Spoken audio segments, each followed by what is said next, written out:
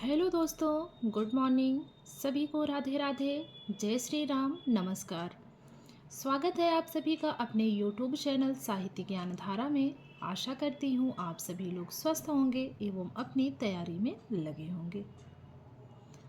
आदिकाल के अंतर्गत आज हम पढ़ेंगे विद्यापति के बारे में। वैसे तो ये टॉपिक बड़ा है, कोशिश करेंगे कि कम से कम समय में आज ही समाप्त हो जाए।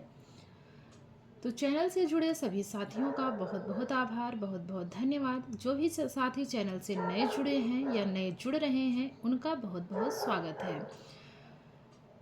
ऐसे ही आप लोग अपना स्नेह बनाए रखिए इस चैनल के प्रति और अपने साथियों को भी इस चैनल से ज़रूर जोड़ें। तो चलिए शुरू करते हैं आज की वीडियो। कवि विद्यापति। बात करें इनकी संस्कृत रचनाओं की तो इनकी संस्कृत रचनाएं हैं शैव सर्वस्व सार, भू परिक्रमा, गंगा वाक्यावली, लिखनावली, पुरुष परीक्षा, विभाग सार, गया पत्तलक, दुर्गा भक्ति तरंगिणी, दान वाक्यावली इत्यादि। तो इसको ट्रिक के माध्यम से याद करने की कोशिश करेंगे, ट्रिक से जोड़ने की कोशिश करेंगे। विद्यापति कहते हैं कि विद्यापति शिव की, शैव को शिव कर लेंगे, शिव की क्या करते हैं, परिक्रमा करते हैं। और कहाँ पर करते हैं, गंगा के किनारे करते हैं। तो कवि विद्यापति गंगा के किनारे शिव परिक्रमा करते हैं और क्या करते हैं, संस्कृत लिखते हुए। संस्कृत की रचनाएं हैं और यहाँ लिखनावली है, तो संस्कृत की रचनाएं लिखते हुए पुरुष विभाग या पुरुष वर्ग से क्या कहते हैं कि गया में चलो, गया में चलो और दुर्गा भक्ति करो और क्या करो, गरीबों को दान दो। इस प्रकार से कनेक्ट करने की कोशिश करेंगे। कवि विद्यापति शिव की परिक्रमा करते हुए गंगा के किनारे जाते हैं, या ऐसे कनेक्ट कर लेंगे कि गंगा के किनारे शिव परिक्रमा करते हैं और संस्कृत में लिखते हैं। और सभी लिखते हुए क्या कहते हैं, पुरुष विभाग से कहते हैं कि गया में चलो और दुर्गा की भक्ति करते हुए क्या करो, गरीबों को दान दो। इस प्रकार से याद करने की कोशिश करेंगे तो इनकी सारी रचनाएं इसमें कनेक्ट हो जाएंगी। भू परिक्रमा। भू परिक्रमा राजा देव सिंह की आज्ञा से लिखी गई। संस्कृत, प्राकृत तथा मैथिली तीनों भाषाओं में इन्होंने रचना की है। तो इनकी कौन सी ऐसी रचना है जिसमें संस्कृत, प्राकृत तथा मैथिली तीनों भाषाएं मिलती हैं, तो वो रचना है गोरक्ष विजय। गोरक्ष विजय की रचना इन तीनों भाषाओं में की गई है। अवहट्ट में कौन सी रचना इनकी है, कीर्तिलता तथा कीर्ति पताका। इसकी भाषा क्या है, कीर्तिलता तथा कीर्ति पताका की भाषा अवहट्ट है। मैथिली में इन्होंने क्या लिखा है, पदावली या विद्यापति पदावली। विद्यापति की कुल रचनाएं लगभग 14 हैं। तो जितने भी इनकी रचनाओं से संबंधित तथ्य हैं, जितनी भी इनकी रचनाएं थी, सब इसमें दे दिया गया है। इसको 1 से 2 बार पढ़ेंगे तो सब याद हो जाएगा। इनकी रचनाओं की भाषा पूछी जाती है कि कीर्तिलता तथा कीर्ति पताका की भाषा क्या है, अवहट्ट है। पदावली की भाषा क्या है, मैथिली है। और ऐसी कौन सी रचना है विद्यापति की जिसकी रचना संस्कृत, प्राकृत तथा मैथिली तीनों भाषाओं में हुई है, वो रचना है गोरक्ष विजय। कीर्ति पताका में राजा शिव सिंह की वीरता का वर्णन है। यह अभी तक संपादित होकर प्रकाशित नहीं हो सकी है।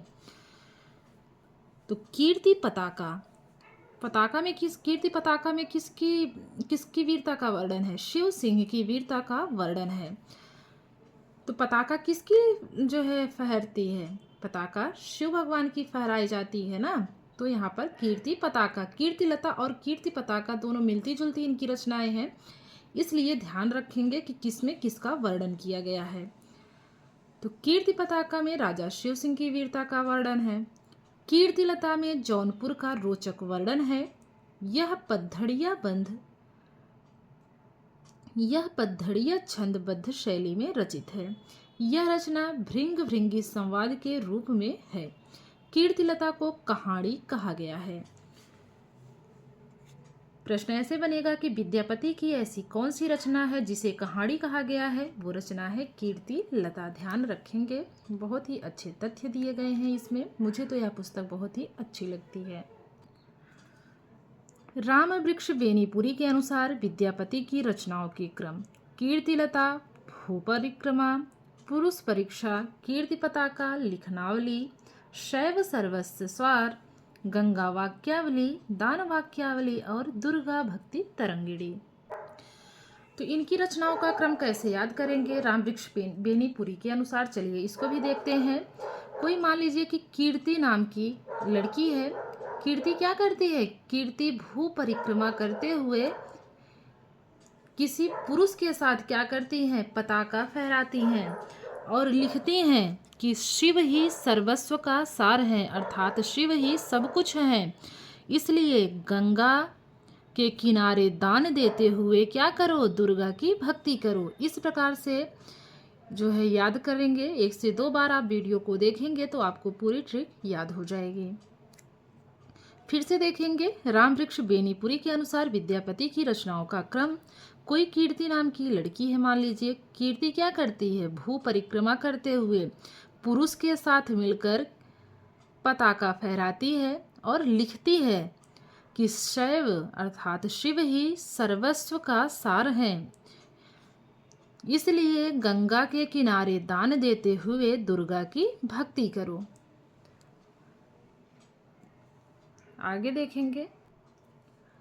अब बात करेंगे आश्रय की। तिरहुत के राजा शिव सिंह व कीर्ति सिंह के दरबार में रहते थे। ये किसके दरबारी कवि थे? विद्यापति। तो तिरहुत के राजा शिव सिंह व कीर्ति सिंह के दरबारी कवि थे। फिर है उपनाम तथा उपाधियां: मैथिल कोकिल, अभिनव जयदेव, कवि शेखर, कवि कंठहार, राजा पंडित, कवि रंजन, कुछ कवि, खेलन कवि, अपरूप कवि, दशावधान इत्यादि इनके क्या हैं? ये सभी इनके उपनाम हैं। हजारी प्रसाद द्विवेदी इन्हें पंचानन कहते हैं। हजारी प्रसाद द्विवेदी इन्हें क्या कहते हैं? पंचानन कहते हैं। हरि प्रसाद शास्त्री इन्हें पंचदेवोपासक कहते हैं। ध्यान रखेंगे, पंचानन हजारी प्रसाद कहते हैं और पंचदेवोपासक कौन कहते हैं? हरि प्रसाद शास्त्री कहते हैं। महाराजा शिव सिंह इन्हें अभिनव जयदेव कहते हैं। बाबूराम सक्सेना तथा हरप्रसाद शास्त्री इन्हें कुछ कवि कहते हैं। बच्चन सिंह इन्हें जातीय कवि कहते हैं। यह पूछा जाता है, बहुत ही महत्वपूर्ण है। मिथिला के लोग इन्हें मैथिल कोकिल कहते थे। पदावली के कारण ये मैथिल कोकिल कहलाए। प्रश्न ऐसे बनेगा कि विद्यापति की ऐसी कौन सी रचना है जिसके कारण ये मैथिल कोकिल कहलाए? तो वो रचना है इनकी पदावली। आचार्य रामचंद्र शुक्ल इन्हें फुटकल कवियों में रखा है। इन्हें पदशैली का प्रवर्तक, आदि गीतकार तथा कृष्ण गीति परंपरा का प्रवर्तक माना जाता है। बहुत ही महत्वपूर्ण है, याद रखेंगे। रामचंद्र शुक्ल, डॉक्टर रामकुमार वर्मा, हरिप्रसाद शास्त्री, राम वृक्ष बेनीपुरी इन्हें श्रृंगारी कवि मानते हैं। ध्यान रखेंगे, रामचंद्र शुक्ल, डॉक्टर रामकुमार वर्मा, हरिप्रसाद शास्त्री, राम वृक्ष बेनीपुरी इन्हें क्या मानते हैं? श्रृंगारी कवि मानते हैं। तो कैसे ट्रिक के माध्यम से याद करेंगे, चलिए देखते हैं। इसमें एक नाम और भी जोड़ लेंगे, नहीं दिया गया है, सुभद्रा झा। सुभद्रा झा भी इन्हें क्या मानती हैं? श्रृंगारी कवि मानती हैं। तो इसको कनेक्ट करेंगे कि सुभद्रा क्या करती हैं? सुभद्रा श्रृंगार करके हरि का प्रसाद पाने के लिए सुभद्रा श्रृंगार करके कहाँ बैठती हैं? वृक्ष पर बैठती हैं। राम वृक्ष बेनीपुरी है ना, वृक्ष पर बैठकर क्या करती हैं? हरि का प्रसाद पाने के लिए राम राम करती हैं। इसमें सुभद्रा नाम नहीं दिया है, सुभद्रा झा ने भी श्रृंगारिक कवि माना है, तो उनको भी मैंने इसमें ऐड कर दिया है। तो ठीक इस प्रकार से है कि सुभद्रा श्रृंगार करके वृक्ष पर बैठकर हरि का प्रसाद पाने के लिए राम राम करती हैं।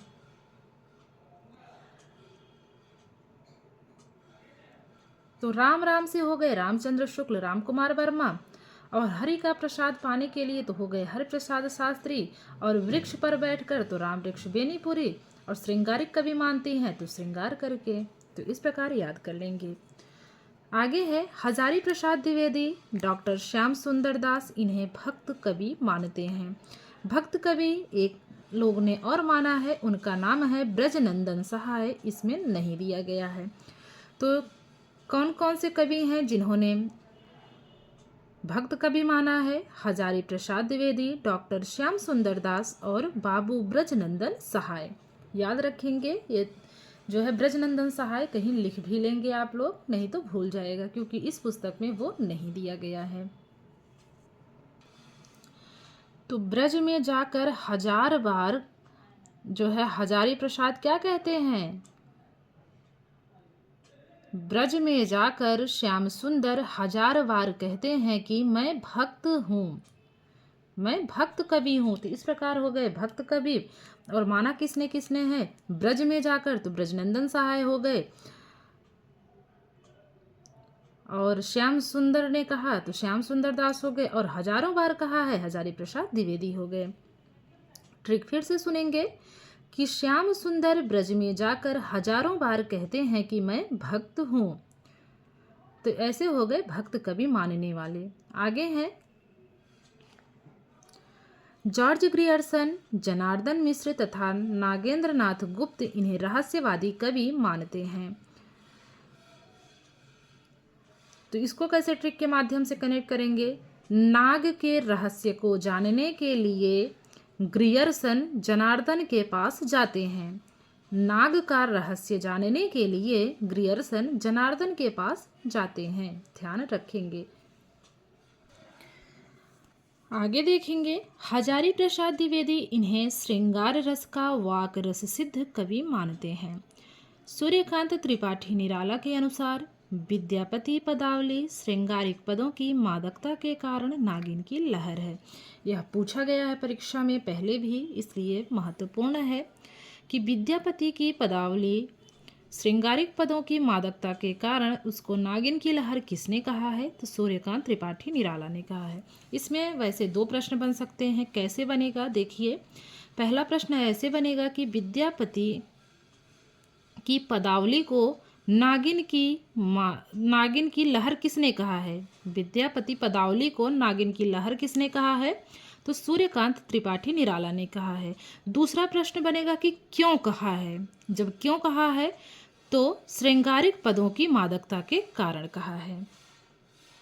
आगे है मैथिल कोकिल विद्यापति शीर्षक ग्रंथ के लेखक बाबू ब्रजनंदन सहाय हैं। मैथिल कोकिल विद्यापति शीर्षक ग्रंथ के लेखक कौन हैं? बाबू ब्रजनंदन सहाय हैं। विद्यापति के पिता का नाम गणपति ठाकुर था। विद्यापति एक पद से पता चलता है कि इनका जन्म 1350 से 1402 ईस्वी के बीच हुआ था।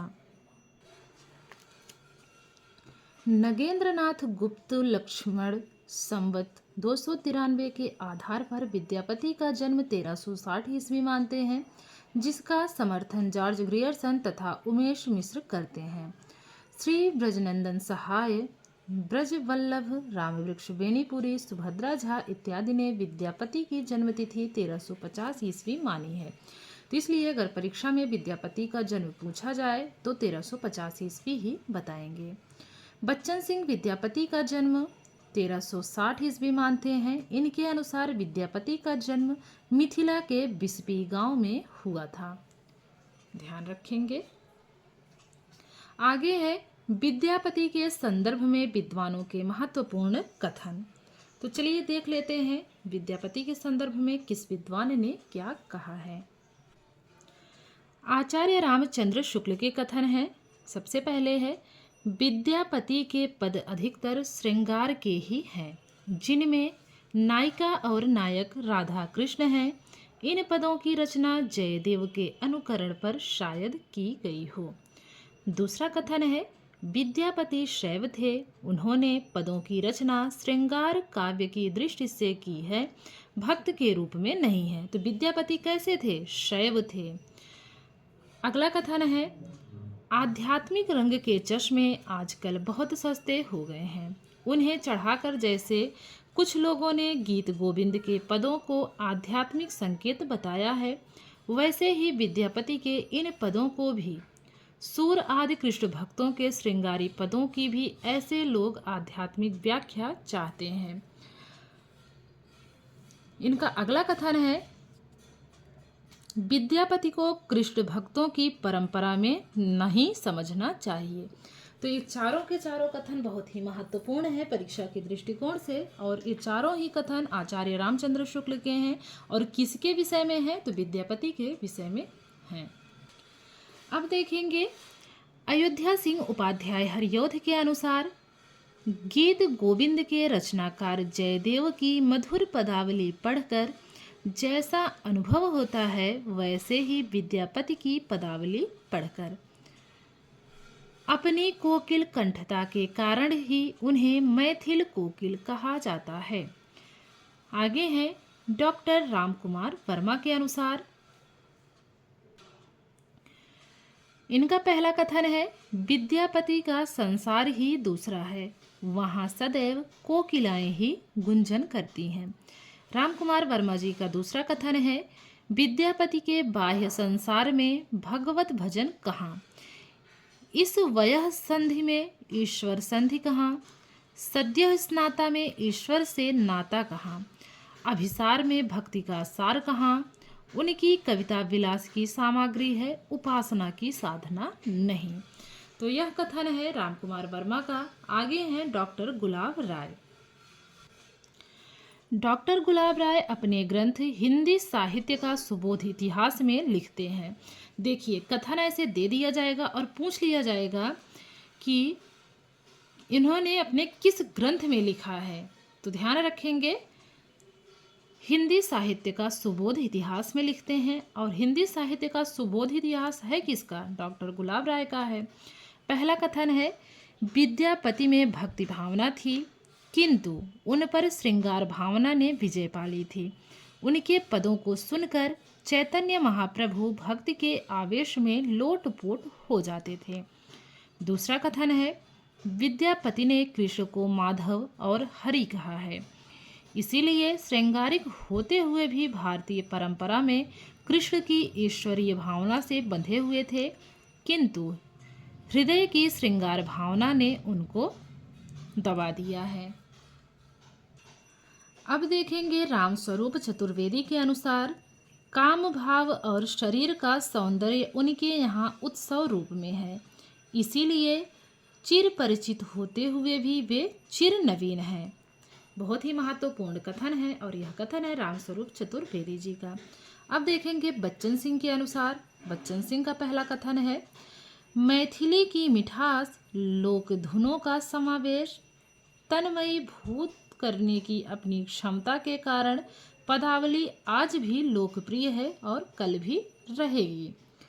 इनका दूसरा कथन क्या है, विद्यापति की कविता का स्थापत्य श्रृंगारिक है, उसे आध्यात्मिक कहना खजुराहो के मंदिरों को आध्यात्मिक कहना है। यह भी कथन बच्चन सिंह का है। अगला कथन है, विद्यापति का प्रेम ना तो रोमांटिकों की तरह वायवीय है और न भक्ति की तरह दिव्य, वे अपरूप के कवि हैं। तो विद्यापति को अपरूप के कवि कौन मानते हैं? बच्चन सिंह मानते हैं। अगला कथन है, इसमें संदेह नहीं है कि पदावली सामंती विलास को प्रज्वलित करने वाली रचना है। अब देखेंगे पदावली के शीर्षक हैं, वयः संधि, नख शिख, सद्यः स्नाता, प्रेम प्रसंग, दूती, नोक झोंक, सखी शिक्षा, मिलन, सखी संभाषण, कौतुक, अभिसार, छलना, मान, मानभंग, विदग्ध विलास, वसंत विरह, भावोल्लास, प्रार्थना और नचारी इत्यादि हैं। अब देखेंगे विद्यापति की चर्चित काव्य पंक्तियों के बारे में। विद्यापति की चर्चित काव्य पंक्तियाँ, तो ये जितनी भी पंक्तियाँ दी गई हैं अभी यहाँ तक की, यहाँ से लेकर यहाँ तक जो पंक्ति है वो सभी ली गई हैं किस रचना से? कीर्ति लता से ली गई हैं। चलिए देखते हैं। सबसे पहले है देसिल बयाना या देसिल बयाना सब जन मिठा। दूसरी पंक्ति है पुरुष कहाड़ी हौ कहो जसु पंथावे पुन्नु। तीसरी पंक्ति है जस सुरसा हो सई मम भाषा जो जो बुंझि सो करहि प्रशंसा। फिर है बाल चंद बिजावहु भाषा दुहु नहीं लग गई दुज्जन हासा। फिर है हिंदू बोलहि दुरहि निकार छोटौ तुरुआ भव की मार सक्कई वाणी बहु न भावै। फिर है जाति अजाति विवाह अधम उत्तम का पारक। तो ये जितनी भी पंक्तियां भी हम लोगों ने पढ़ी सब की सब कीर्तिलता से ली गई हैं। आगे है विद्यापति की अन्य काव्य पंक्तियां। अभी तो हम लोगों ने जो भी पंक्तियां पढ़ी कीर्तिलता से पढ़ी हैं। अब देखेंगे अन्य पंक्तियों के बारे में। सुधा मुख के बिहि निर्मल बाला। दूसरी पंक्ति है सरस बसंत समय भल पावल दक्षिण पवन वह धीरो। फिर है लोचन तुअ कमल नहीं भय सक से जग के नहीं जाने। तो ये बताइए जिसके पास विद्या नहीं होगी वह जग को जान पाएगा? तो यहाँ से कनेक्ट कर लेंगे जग के नहीं जाने, तो जग को कौन नहीं जान पाएगा? जिसके पास विद्या नहीं होगी। तो अर्थात ये विद्यापति की पंक्ति है। फिर है काल कहल पिय सांझ हिरे जाइब मैं मारू देश। ये भी पंक्ति विद्यापति की है। अगली है सक्कय वाणी बहुवन भावै। दुस्सक की वाणी होती है वो बहुत लोगों को भागती है, लेकिन जिसके पास विद्या होती है वो क्या करता है? वो शक नहीं करता है, शक की वाणी नहीं बोलता जिसके पास विद्या होती है। आगे है बड़ कौशल तुअ राधे किनल कन्हाई लोचनाधे। फिर है मधुक मातल उड़यन पारय। अगली पंक्ति है सखी की पूछसी अनुभव मोय। अगली पंक्ति है निर्जन उरज हेरैकत बेरी।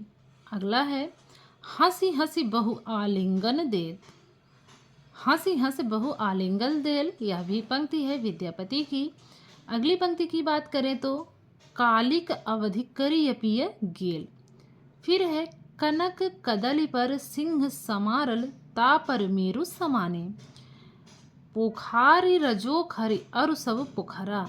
अगली पंक्ति है जतने जतेक धन पावे बटोरल मिली मिली परिजन खाया यह विधि व्याहन आयो एहन वाउर जोगी हरिजनि विसख मो ममिता हम नर अधम परम पतिता।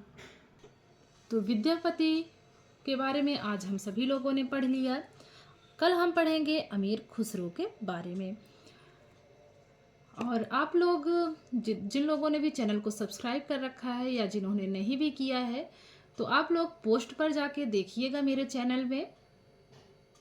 तो वहाँ पे आप लोगों को पोस्ट में रोज़ कुछ न कुछ प्रश्न दिखेंगे, आप वहाँ से आंसर दे सकते हैं। पोल प्रश्न डलते हैं वहाँ पे, रोज़ डाले जाते हैं पोल प्रश्न, तो आप लोग वहाँ पोल प्रश्न के आंसर भी कर सकते हैं। बाकी जिनको क्विज करनी हो वो टेलीग्राम चैनल से जुड़ सकते हैं। टेलीग्राम की लिंक YT के डिस्क्रिप्शन में दी जा चुकी है। आशा करती हूँ आप लोगों को वीडियो पसंद आएगी। अगर वीडियो आप लोगों को पसंद आती है तो प्लीज़ लाइक कीजिए, कमेंट कीजिए और वीडियो को पूरा देखिए और अपने दोस्तों को भी ज़रूर जोड़िए। अगर आप लोगों को मेरी वीडियो अच्छी लगती हो तो प्लीज़ आप लोग इस चैनल में अपने दोस्तों को भी ज़रूर जोड़िए। ठीक है, मिलते हैं नेक्स्ट वीडियो में। तब तक के लिए सभी को जय श्री राधे कृष्णा, जय श्री सीताराम, नमस्कार।